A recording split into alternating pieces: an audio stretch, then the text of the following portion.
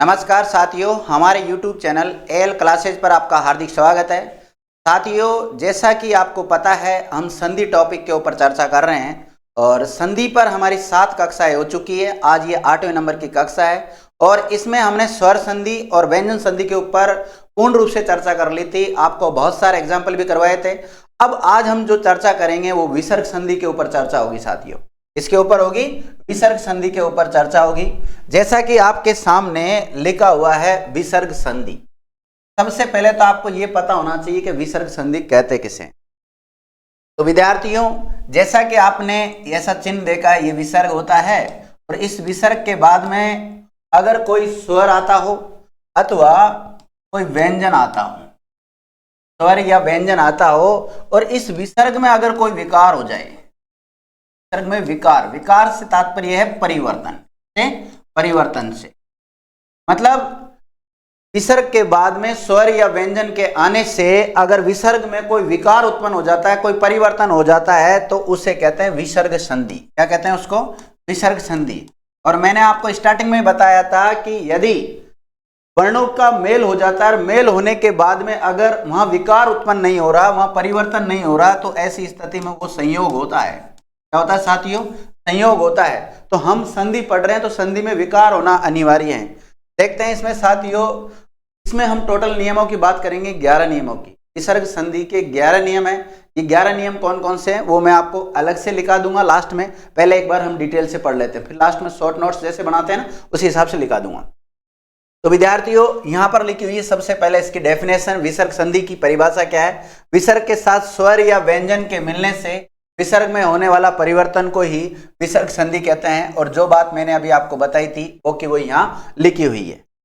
2 नियम एक साथ लिख दिए विद्यार्थियों। और 2 नियम कौन कौन से लिखे हुए हैं? एक नियम तो यह है कि अ या आ के बाद में विसर्ग हो।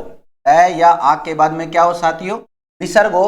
और विसर्ग के बाद में यदि कोई सगोश व्यंजन आ जाए, मैं सगोश वर्ण की बात नहीं कर रहा हूं, सगोश वर्ण की बात नहीं कर रहा हूं। वर्ण का मतलब तो इसमें व्यंजन और स्वर दोनों शामिल होते हैं, लेकिन मैं बात कर रहा हूं सगोश व्यंजन की। सगोश व्यंजन हो तो इस विसर्ग के स्थान पर, किसके स्थान पर? विसर्ग के स्थान पर उ हो जाता है और ये उ पहले वाले ऐसे मिलकर ओ बन जाता है।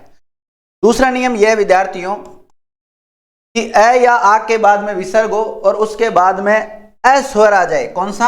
अ स्वर आ जाए तो विसर्ग के स्थान पर उ हो जाता है और ये उ पहले वाले अ आ से मिलकर ओ बन जाता है तथा अ का जो अ आया, ये वाला अ इस जगह पर लुप्ताकार चिन्ह बन जाता है। और जो लुप्ताकार चिन्ह होता है इस टाइप से होता है या इसका लोप ही हो जाता है। तो ये दूसरा नियम है। इसको शॉर्टकट में मैं बताता हूं। ये इस नियम को आप ऐसे लिख सकते हैं विद्यार्थियों, देखिएगा ऐसा लिखा हुआ कि ये जो विसर्ग है, विसर्ग से पहले, पहला नियम बता रहा हूं, पहला नियम में क्या? विसर्ग से पहले अ या आ स्वर हो और विसर्ग के बाद में यदि कोई सगोश व्यंजन हो। क्या हो विद्यार्थियों? सगोश व्यंजन हो तो अ आ और इस देखो इसका तो होता है ओ। क्या होता है? ओ। और ये दोनों मिलकर फिर बन जाता है ओ। डायरेक्ट आप ये भी मान सकते हैं कि अ आ और विसर्ग इनका क्या बन जाता है? ओ बन जाता है। इस प्रकार से भी आप मान सकते हैं, या फिर वास्तव में आप जानना चाहते हैं कि ओ बना कैसे, तो इस टाइप से बना है। ठीक है। और दूसरा नियम यह है कि अ या आ के बाद में विसर्ग हो और विसर्ग के बाद में अ स्वर आ जाए। कौन सा स्वर? अ स्वर आ जाए तो विद्यार्थियों इनके स्थान पे तो हो जाता है ओ। अभी किया हमने ओ। और इस अ के स्थान पर इस अ का क्या हो जाता है? या तो लोप कर दो इसका, और अगर लोप नहीं करते हो तो इसके स्थान पर ऐसा चिन्ह आ सकता है और इस चिन्ह को बोलते हैं लुप्ताकार चिन्ह। क्या बोलते हैं? लुप्ताकार चिन्ह बोलते हैं साथियों। लुप्ताकार चिन्ह नहीं बोलकर कई बार इसको अवग्रह चिन्ह भी कहते हैं। क्या कहते हैं? अवग्रह चिन्ह। तो अवग्रह चिन्ह बोलो, लुप्ताकार चिन्ह बोलो, या फिर हम इसका लोप कर देते हैं अ स्वर का। ये थोड़ा आपको ध्यान रखना है। ये जो लिखा रखा है उसको डिटेल से लिखा रखा था, वापस मैं बता देता हूं आपको। ये सारी बात लिखी हुई थी और इस नियम को आप डिटेल से लिखने के बाद में वो शॉर्ट में लिख ले तो आराम से याद हो जाएगा। अब देखते हैं, हम उदाहरणों की प्रैक्टिस करते हैं विद्यार्थियों। तो इस नियम के अनुसार जो आ रहे हैं वो उदाहरण आ रहे हैं, जैसे मनः धन हर, तो शब्द बना मनोहर। कैसे बना वो मैं बता देता हूं। देखिए, मैं न है, देखिए जो विसर्ग होता है इसका हम उच्चारण करते हैं है की भांति। तो विसर्ग का उच्चारण किसकी भांति करते हैं? है की भांति करते हैं। जैसे है जो व्यंजन होता है ना उसकी भांति विसर्ग का उच्चारण किया जाता है। तो जैसी मात्रा लगी रहती है उसी के अनुसार इस विसर्ग में भी मात्रा हम लगा देते हैं, है का उच्चारण उसी की भांति करते हैं। तो देखिए मन धन हर, तो बढ़िया तरह पोस्टमार्टम करके बता देता हूं। मन धन हर का मनोहर शब्द कैसे बना? तो देखिए न में कौन सा स्वर छुपा हुआ विद्यार्थियों? है, और बाद में क्या आ रहा है? विसर्ग। न कैसा बच जाएगा? हलंत वाला, और मैं तो वैसा का वैसा ही है। और बाद में आ रहा हर, क्या आ रहा है विद्यार्थियों? हर आ रहा है। तो देखिए इस विसर्ग और ए का क्या बनेगा? ओ बन जाएगा। क्या बन जाएगा? ओ। तो जोड़ते हैं इसको। मैं न हलंत वाला है, इसमें यदि ओ जोड़ा तो क्या बन गया? नो, और पीछे क्या बचा है? ह और रे। शब्द बन जाता है मनोहर, शब्द बन जाता है। क्या बन जाता है विद्यार्थियों? मनोहर। इसमें पहला नियम काम कर रहा है। दो नियम आपको एक साथ बताएं, उसमें से पहले नंबर का नियम ये काम कर रहा है। इसी प्रकार रजय धन गुण क्या बनेगा? रजो गुण बनेगा। और मन धन जय का क्या बना? मनोज बना विद्यार्थियों। इस मनोज को मैं बता देता हूं। देखिए जैसे मन है विसर्ग, सॉरी मन है प्लस ज हो सकता है। तो इसमें हम ए निकालेंगे और विसर्ग, और इधर ज है तो न कैसा बच जाएगा विद्यार्थियों? हलंत वाला, और फिर मैं। तो इन दोनों के स्थान पर क्या हो जाएगा? ओ। क्या हो जाएगा? ओ शब्द बनेगा विद्यार्थियों। मैं, नो, न में ओ की मात्रा जोड़ी तो ओ हो गया, पीछे क्या बचा? जय। शब्द क्या बन गया विद्यार्थियों? मनोज। मन यानी कि जो मन से जन्म लेता है उसको मनोज कहते हैं। और वैसे जो मनोज शब्द है ये कामदेव का पर्यायवाची है। क्या विद्यार्थियों? कामदेव का पर्यायवाची शब्द है ये। तो पर्यायवाची शब्द भी आपके तैयार हो रहे हैं, यहाँ से शब्द शुद्धि भी आपकी तैयार हो रही है। तो इसलिए ज्यादा उदाहरण हम करते हैं ना तो बहुत मजा आता है विद्यार्थियों।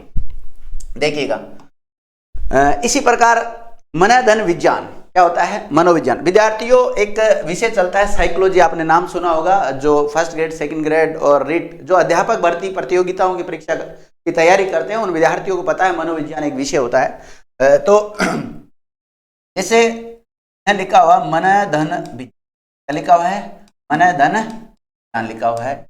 तो देखिए न में कौन सा स्वर छुपा हुआ है विद्यार्थियों? तो न में स्वर छुपा हुआ है, ये इस प्रकार से हो जाएगा। न हलंत वाला बचेगा, और मैं तो वैसा का वैसा ही है। और बाद में आ रहा वी, क्या आ रहा है? विज्ञान। ठीक है, तो इसमें पहला नियम काम कर रहा है, और इनके स्थान पे क्या हो जाएगा? ओ। क्या हो जाएगा? ओ। देखो पहली बात तो ये जो शब्द है, ये जो वर्ण है ये ज है। क्या होता है? ये ज होता है, गे नहीं होता। शुद्ध उच्चारण क्या होता है इसका? ज होता है। तो जब हम इसको लिखते हैं तो इस प्रकार से लिखते हैं जान। ज्ञान नहीं है विद्यार्थियों, हम कई बार इसका उच्चारित करते थे ज्ञान। ज्ञान नहीं है, ये क्या है? ज्ञान। तो इसी प्रकार इसको उच्चारित क्या करेंगे? विज्ञान उच्चारित करेंगे। ओके आगे देखते हैं। तो इधर क्या बन गया विद्यार्थी? ओ। तो देखिए मैं, न में ओ की मात्रा जोड़ी तो नो, पीछे क्या बच रहा है? वी और ज्ञान। तो इसको हम उच्चारित करेंगे मनोविज्ञान। क्या करेंगे? मनोविज्ञान। ठीक है, तो मनोविज्ञान नहीं होता। मनोविज्ञान अगर आप उच्चारित कर रहे हैं, मार्केट में जाके बोल रहे हैं, तो आप कुल मिला के अशुद्ध उच्चारित कर रहे हैं। एक पढ़े लिखे इंसान होने के बाद भी आप अशुद्ध उच्चारण कर रहे हो। ठीक है, तो मनोविज्ञान नहीं होता। क्या होता है साथियों? मनोविज्ञान होता है। आज से गांठ बांध लीजिए कि शब्द होता है मनोविज्ञान, मनोविज्ञान नहीं। आगे और भी कुछ सीखने को मिलेगा आपको। आगे देखते हैं विद्यार्थियों। इसी प्रकार रजय प्लस दर्शन का क्या हो जाता है? रजो दर्शन हो जाता है। और रजधन निवर्ती का जो शब्द बनता है वो रजो निवर्ती शब्द बन जाता है। और रजधन बहु का क्या बनेगा? रजो बहु शब्द बनेगा। और उर्धन ज उरोज, देखिए इसको मैं बता देता हूं। उरोज देखिए धन, देखिए र में कौन सा स्वर छुपा हुआ है? और इधर विसर्ग ही है, और यहाँ ज है। ज का मतलब यहाँ पे जन्म लेने से लिया गया है। और यहाँ आ जाएगा र अलंत वाला। कैसा आ जाएगा? र अलंत वाला। तो इन दोनों के स्थान पे तो हो जाएगा ओ, शब्द बनेगा उ। र में ओ जोड़ा तो रो, और पीछे क्या बचा? ज, उरोज। उर का मतलब होता है विद्यार्थियों छाती, चेस्ट। जो छाती से जन्म लेता है उसे क्या कहते हैं? उरोज कहते हैं विद्यार्थियों। और उरोज मतलब जो स्तन होते हैं उनको उरोज कहते हैं। आगे देखिए और शब्द है विद्यार्थियों। जैसे उरेधन भाग, उरो भाग, जो स्तन का भाग होता है, जो छाती का जो पार्ट होता है, भाग होता है, उसको उरो भाग कहते हैं। नमः नमः विद्यार्थियों बहुत अच्छा शब्द है, इसको देख लिए, इधर करके बता देता हूं। देखिए नमः नमः दोनों में विसर्ग है, तो मैं कौन सा स्वर छुपा हुआ है? मैं कैसा बच जाएगा? अलंत वाला विसर्ग, दोनों क्या हो जाएगा? ओ।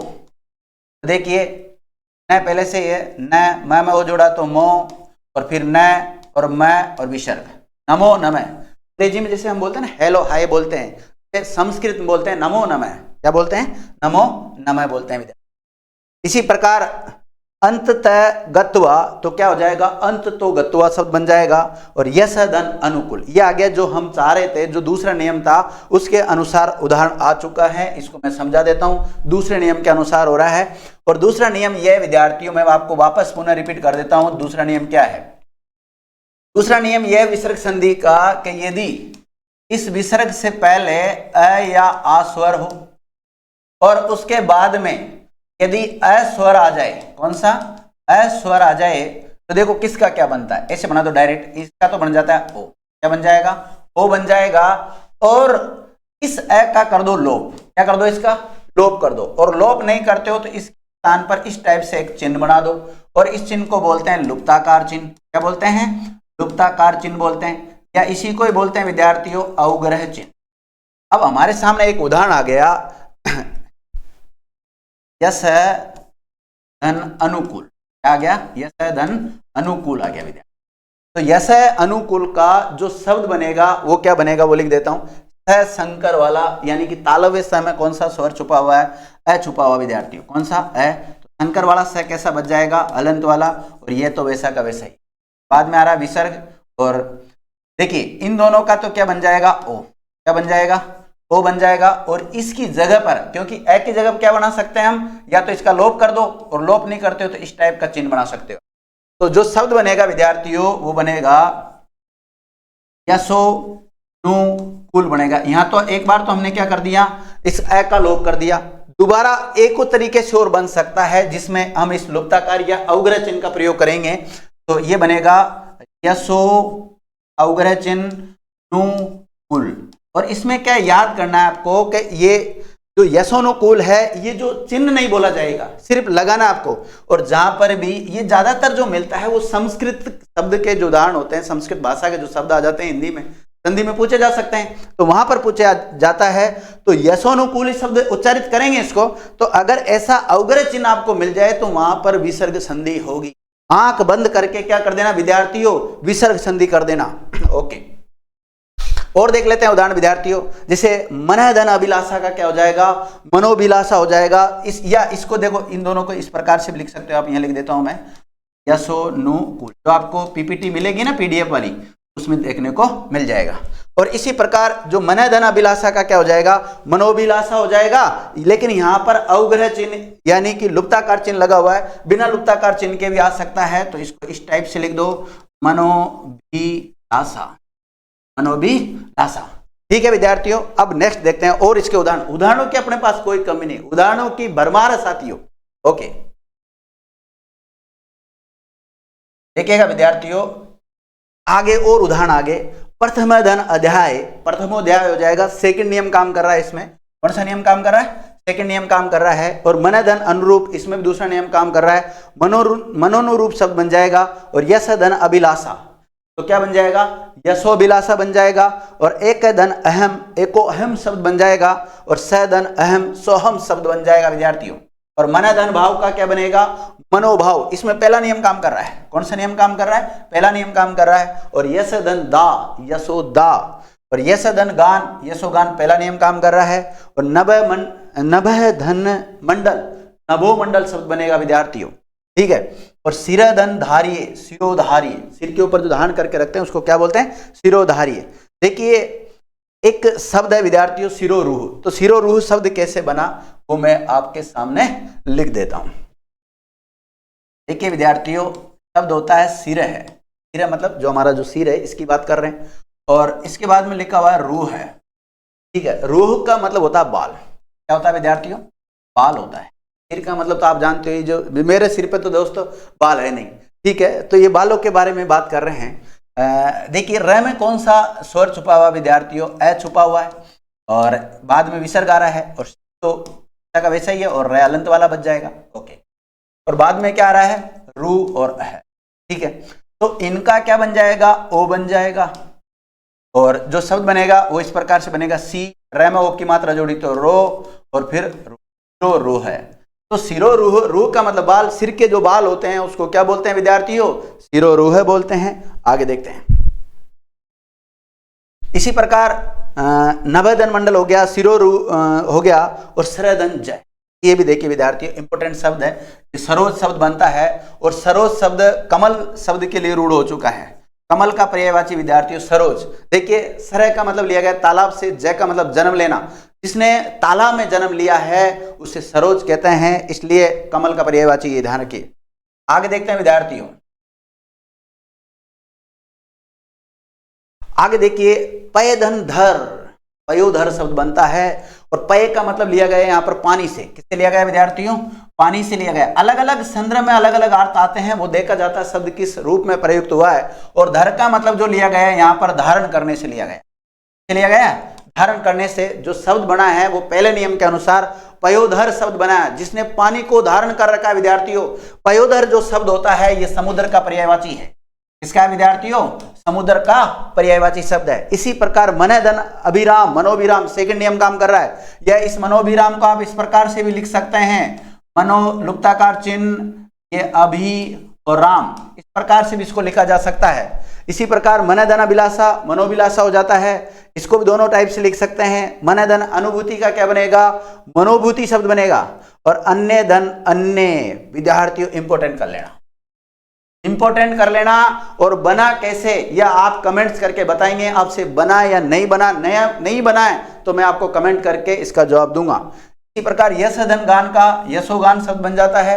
यश धन भूमि का यशो भूमि शब्द बनता है। और यश धन धरा शब्द क्या बनेगा, यशोधरा। इसी प्रकार देखो विद्यार्थियों पय धन धी, यहाँ पय का मतलब किससे लिया गया है, पानी से। किससे लिया गया है विद्यार्थियों, पानी से। और धी का मतलब वही धारण करना, पयोधी। पयोधी भी किसका पर्यायवाची है, समुद्र का पर्यायवाची है। और पय धन निधि, पयो निधि शब्द बनता है। और पय धन धर, ये वापस रिपीट हो गया विद्यार्थियों, पय धर शब्द पहले भी आ चुका है और यहाँ आ चुका है, तो आप एक जगह पढ़ लेना। पय धन द, पय का मतलब पानी, द का मतलब देना शब्द बनता है पयोद। पयोद बादल का पर्यायवाची है। किसका विद्यार्थियों, बादल का पर्यायवाची है। आगे देखो, तो अब और देख लेते हैं उदाहरण। इसी प्रकार तिरधन हित क्या बन जाता है, तिरह विसर्ग हित का क्या बनेगा, तिरोहित बनेगा। और तिरधन भूत का क्या बनेगा, तिरोभूत। और तिरधन भाव का तिरोभाव। और पुरोधन हित का क्या बनेगा, पुरोहित बनेगा। और पुरोधन धा, पुरोधा शब्द बनता है। और पुरोधन गामी को बोलते हैं, जो शब्द बनता है वो पुरोगामी शब्द बनता है विद्यार्थियों। क्या बनता है, पुरोगामी बनता है। और पुरोगामी कहते हैं किसको, आगे चलने वाला क्या कहलाता है, पुरोगामी कहलाता है। और तेजधनमय, तेजोमय। और तेज प्लस रूप क्या बनेगा, तेजो रूप शब्द बन जाता है। और तेजधन बल, तेजो बल। और सरधन जय, सरोज कमल का पर्यायवाची अभी वापस आ गया विद्यार्थियों। और सरधन रूह, सरोरूह, सरोरूह भी कमल को ही कहते हैं विद्यार्थियों। लेकिन सिरोरूह देखो यहाँ आया है सरोरूह है, ये तो है कमल का पर्यायवाची। लेकिन अभी थोड़ी देर पहले लिखा है मैंने आपको, अगर इस प्रकार से आ जाए सिरोरूह, सिरोरूह आता है बालों के लिए, सिर के बाल के लिए। कौन से बाल के लिए विद्यार्थियों, सिर के जो बाल होते हैं उसके लिए सिरोरूह आया है। और यहाँ जो सररूह आया है वो कमल के लिए रूढ़ हो चुका है। इसी प्रकार सरधन वर, सरोवर शब्द बन जाता है। और सरोवर कहते हैं किसको, तालाब को कहते हैं विद्यार्थियों। आगे देखिए तिरधन भाग, सिरोभाग, जो सिर का जो पार्ट होता है, भाग होता है, उसको क्या बोलते हैं, सिरोभाग। आप क्या सोच रहे होंगे, सर अपने बालों को देखते रहते। देखो बालों का दुख तो बहुत ज्यादा है विद्यार्थी, पर क्या करूं, मेरा दुख मैं ही जान सकता हूं। और जिन मेरे जैसे कई विद्यार्थी, कई साथी है जिनके बाल नहीं है, वो जानते हैं दुख, बाकी तो आपको पता है। और जिनके है वो भी दुखी है। इस संसार में वैसे दुखी लोगों की कोई कमी नहीं है। चाहो तो हर पल में सुख है और नहीं चाहो तो हर पल में दुख है। तो खुश रहने की कोशिश किया करो साथियों। चलो आगे बढ़ते हैं। सिरधन रेखा, सिरो रेखा। देखिए कई बार मैं विद्यार्थियों को ऑफलाइन कक्षा में बताता हूं कि सिरो रेखा किसको, सिर के ऊपर जो रेखा खींची हुई रहती है उसको क्या कहते हैं, सिरो रेखा। कई बार हमारे ऐसे ललाट के ऊपर भी यूं खींची रहती है ना, रेखा है खींची रहती है, टेंशन वाली रेखा है, उसको भी शिरोरेखा कहते हैं। और जैसे कोई शब्द है, कोई वर्ण है, कोई अक्षर है, उसके ऊपर जो रेखा खींची रहती है उसको क्या बोलते हैं? शिरोरेखा कहते हैं। शिरोरेखा शब्द में कौन सी संधि है? विसर्ग संधि का उदाहरण है। सधन ओम सोहम हो गया। मनधन योग का क्या हो जाता है? मनोयोग शब्द हो जाता है। और मनधन विकार, मनोविकार शब्द होता है विद्यार्थियों। मन का मतलब यहाँ पे लिया गया विद्यार्थियों मस्तिष्क से लिया गया, विद्यार्थियों मस्तिष्क से लिया गया है। मस्तिष्क में किसी प्रकार का विकार आ जाता है, किसी प्रकार का रोग हो जाता है तो उसको मनोविकार बोलते हैं विद्यार्थियों। और मनधन नयन, मनोनयन, अंदर की जो नयन है, जो उसको क्या बोलते हैं? मनोनयन कहते हैं। मनधन वेग, मनोवेग, मनो प्लस वृत्ति, मनोवृत्ति बनता है। और मनोधन दशा का मनोदशा शब्द बन जाता है। और मनधन भावना, मनोभावना। ये जितने भी उदाहरण आ रहे हैं नियम नंबर 1 के अनुसार आ रहे हैं। और मनधन जय, मनोज्य बनता है। और मनोज्य कहते हैं किसको? सुंदर को कहते हैं विद्यार्थियों। और मनधन अनुकूल, मनोनुकूल। और मनधन अनुसार, मनोनुसार बनेगा। दूसरा नियम काम कर रहा है। आगे देखिए, प्रधन अक्षी, प्रधन अक्षी, परोक्ष। देखो एक तो शब्द आपने सुना होगा प्रत्यक्ष। क्या होता है विद्यार्थियों? प्रत्यक्ष। और इसका जब हम संधि विच्छेद करते हैं तो प्रतिधन अक्षी क्या होता है? प्रतिधन अक्षी, ठीक है। लेकिन जब संधि युक्त शब्द बनाते हैं या समास बनाते हैं तो अक्षी का तो क्या हो जाता है? अक्ष हो जाता है। जब कभी भी आपको संधि और समास में अक्षी दिखे तो संधि और समास बनाते समय उसकी जगह क्या कर दो? आप अक्ष कर दो। क्या कर दो? अक्ष कर दो। तो इसी प्रकार देखिए, प्रत्यक्ष का क्या होता है? प्रति प्लस अक्षी। प्रति का मतलब लिया जाता है यहाँ पे सामने से लिया गया, सामने से लिया गया है। और अक्षी का मतलब जानते हैं आप, आंख। यहां लिया गया परोक्ष।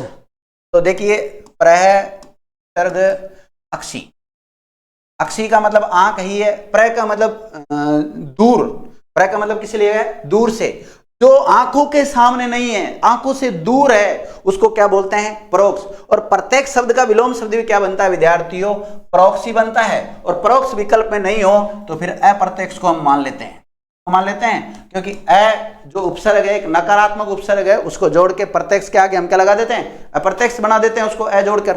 तो प्रत्यक्ष का विलोम शब्द क्या होता है विद्यार्थियों? देखो मैं संधि पढ़ा रहा हूं लेकिन विलोम शब्द की चर्चा कर लेता हूं। एक शब्द के एक से अधिक विपरीतार्थक शब्द हो सकते हैं। जैसे प्रत्यक्ष का सर संधि विलोम शब्द क्या होगा? तो परोक्ष होगा, 100% शुद्ध। लेकिन परोक्ष विकल्प में नहीं है तो फिर क्या होगा? अप्रत्यक्ष होगा। और सर दोनों विकल्प में हो तो ऐसी स्थिति में हम क्या करेंगे? तो फर्स्ट प्रायोरिटी, प्रथम वरीयता किसको दे देना? परोक्ष को दे देना विद्यार्थियों। ओके, मन प्लस विनोद का क्या बनेगा? मनोविनोद शब्द बनेगा विद्यार्थियों। क्या बनेगा? मनोविनोद शब्द बनेगा। इसको आप काट लेना, इस प्रकार से नहीं होगा।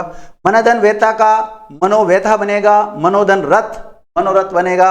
इसको विद्यार्थियों मैं आपके सामने, ये आप लिख गलती कर दोगे। मनोविनोद, मनोधन रथ का मनोरथ, मन प्लस बल का मनोबल। और मनोधन रम का मनोरम, मनोधन मंथन का मनोमंथन शब्द बनता है। और मनोधन भव का मनोभव, मनोभव कहते हैं किसको है? कामदेव का पर्यायवाची विद्यार्थियों। और मनोधन रम, मनोरम। सिरधन मणि, शिरोमणि, सिर के ऊपर जो मणि है उसको क्या बोलते हैं? शिरोमणि। और सिरधन भूषण, शिरोभूषण, सिर के जो आभूषण होते हैं उसको क्या बोलते हैं? शिरोभूषण। वयधन वृद्ध का क्या बन जाता है? वयो वृद्ध शब्द बन जाता है। और वयधन वेग का क्या बनेगा साथियों? वयो वेग शब्द बनेगा। आगे देखते हैं, और भी उदाहरण है अपने पास। नभ भाग का क्या बनेगा? पहले नियम के अनुसार नभो भाग बनेगा। नभ का मतलब आकाश से ले सकते हैं आप। अधधन भाग का क्या बनेगा? अधोभाग, आधा जो हिस्सा है अधोभाग कहते हैं उसे। अधधन हस्ताक्षर करता, अधो हस्ताक्षर करता। कई बार सरकारी कार्यालयों में आपने देखा होगा नीचे की तरफ कुछ ऑर्डर दिया जाता है और वहां पर लिखा जाता है अधो हस्ताक्षर करता के द्वारा। मतलब ये किसके द्वारा आदेश पारित किए जा रहे हैं? अधो हस्ताक्षर करता। अधः का मतलब होता है नीचे। क्या होता है विद्यार्थियों? होता है तो नीचे का जो नीचे की तरफ जो हस्ताक्षर कर रखे हैं, जिस व्यक्ति ने उसको जारी किया है उसके लिए आता है अधो हस्ताक्षर करता। और अधः प्लस गति का क्या हो जाता है विद्यार्थियों? अधोगति शब्द बन जाएगा। और अधधन वस्त्र, अधो वस्त्र। देखिए जैसे यहाँ से कमर से नीचे वाले जो वस्त्र होते हैं उसको क्या बोलते हैं? अधो वस्त्र। अधः के मतलब किससे लेगा? नीचे से। वस्त्र मतलब कपड़े, जो नीचे कपड़े होते हैं उसको अधो वस्त्र कहते हैं। अधधन गामी का क्या बनेगा? अधोगामी शब्द बन जाता है। और अधधन मुखी, अधोमुखी। और रज धन गुण, रजोगुण शब्द बन जाता है। और प्रथम धन अध्याय, प्रथमोध्याय, दोनों प्रकार से बन सकते हैं। सेकंड नियम काम कर रहा है इसमें। कौन सा नियम विद्यार्थियों? दूसरा नियम काम कर रहा है। और दूसरा नियम क्या है आप कमेंट करके बताइएगा। आगे देखते हैं। तो इस प्रकार विद्यार्थियों अभी तक हमने दो नियमों के ऊपर चर्चा कर ली, नियमों के ऊपर, दो नियमों के ऊपर चर्चा कर ली। अब तीसरा नियम है। कौन सा नंबर का है? तीसरा नियम। यदि अ या आ के बाद में विसर्ग हो और विसर्ग के बाद में अ के अलावा कोई सा भी स्वर आ जाए तो विद्यार्थियों यहां पर लिखा हुआ है अन्य स्वर होने पर विसर्ग का लोप हो जाता है। देखो मैं यहां ही लिख देता हूं, यदि विसर्ग और विसर्ग से पहले अ या आ हो, क्या हो विद्यार्थियों? अ या आ हो, और इस विसर्ग के बाद में अ स्वर नहीं आना चाहिए, अ के अलावा कोई सा भी स्वर आ जाए तो इसका क्या हो जाएगा? लोप हो जाएगा। स्वर का क्या हो जाएगा विद्यार्थियों? लोप। जैसे अतः धन एव, यहां लिख देता हूं मैं अलग से, आपके समझ में आ जाएगा। देखिए अतः धन एव, ठीक है।